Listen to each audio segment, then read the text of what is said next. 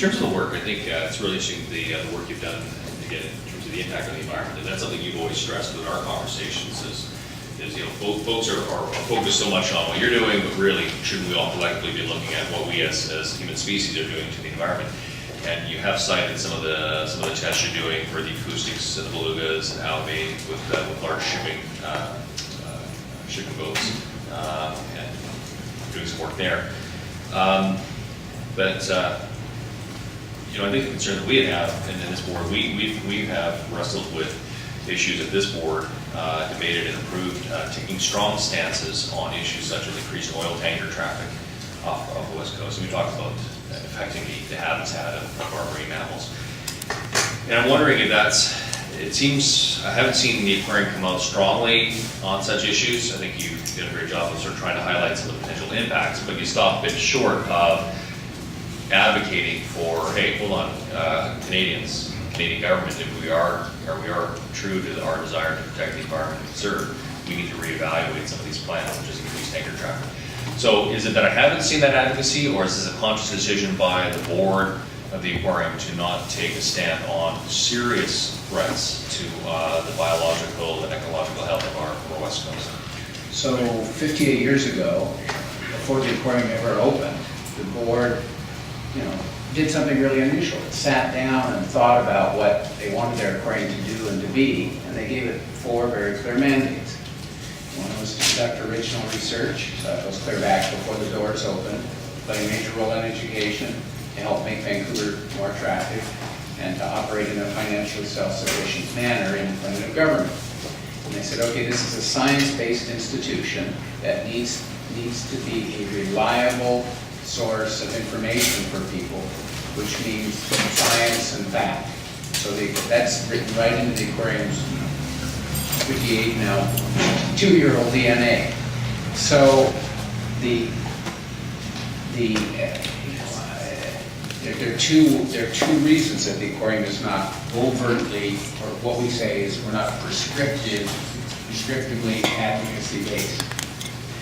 The first is that if I tell you what to believe, you may believe it or you may not. If I lay out the story for you with the pros and cons, you'll reach a conclusion.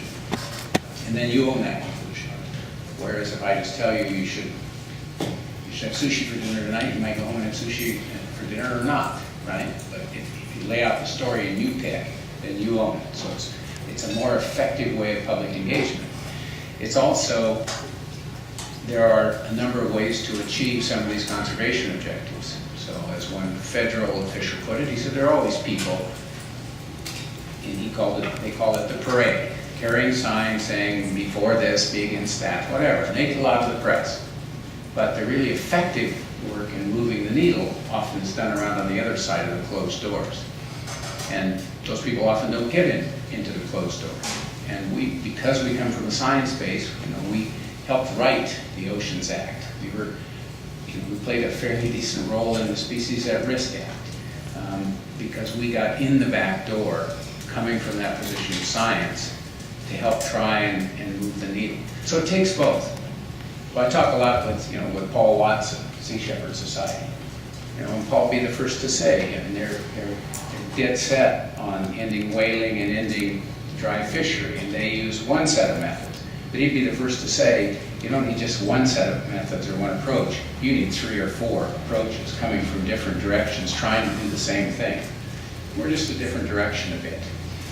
And fair enough. I guess I look at it that you're advocating to a municipal level of government that in the goal of conservation and care for the planet, you need to have the aquarium as it's set up because that's the connection that people are making to say this is a cause worth fighting for.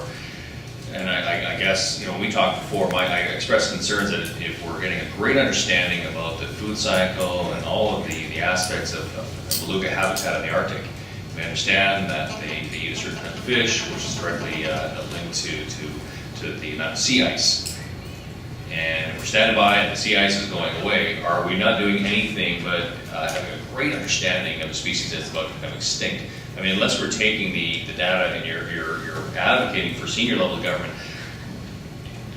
at the risk of sounding partisan, I have not seen any signals from our federal government that they are concerned about the impact of climate change that's happening on the have belugas and the impact it's going to have on the extinction of belugas. In fact, if anything, they're looking forward to the shipping lanes and mineral rights in the northern regions of this country. And so my concern is you're asking us to do our part, working in partnership with you to help folks and little kids make that connection.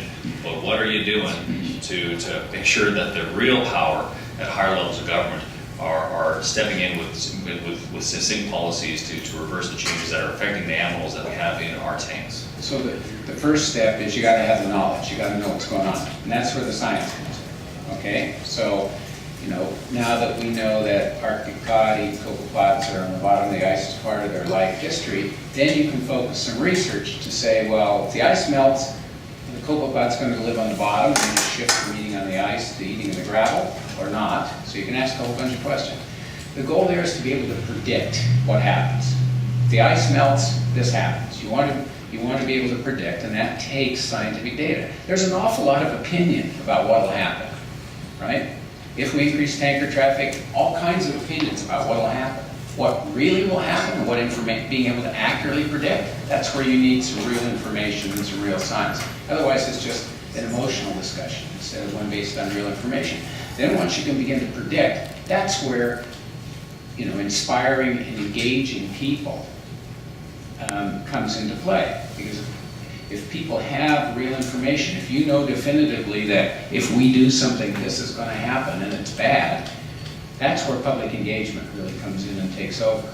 But the public is confronted now by so much emotion and so many opinions that, who do you trust? Who do you listen to? Right? Because I say one thing, you say something else, they say something else. How do you pick?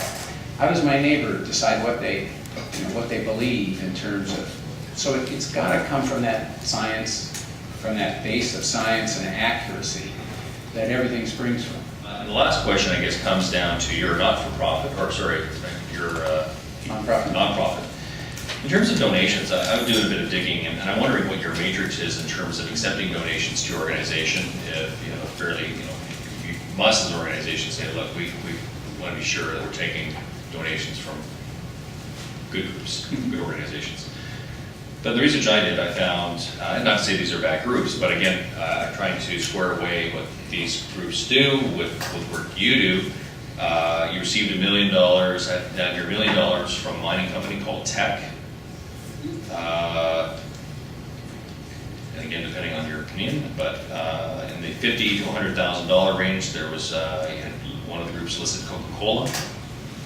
In the $25,000 to $50,000 range, I guess it's the Foundation of Imperial Oil. In the $10,000 to $25,000 range, Canadian Plastics Industry. And I don't necessarily get into that, but maybe offline we can have a conversation, because I'm kind of having trouble squaring away your mandate with perhaps some of the mandates of the companies that are giving you money. And so I don't need you to get into that right now, but I just want to flag something that was a concern to me. We have a formal gift acceptance policy that everything goes through. Yeah. Pretty Above Board is put through a process, so we make sure that nothing we take impeaches our independence. If I had to put a kind of litmus test on the whole thing, that's always a condition. Okay. That's it for my questions.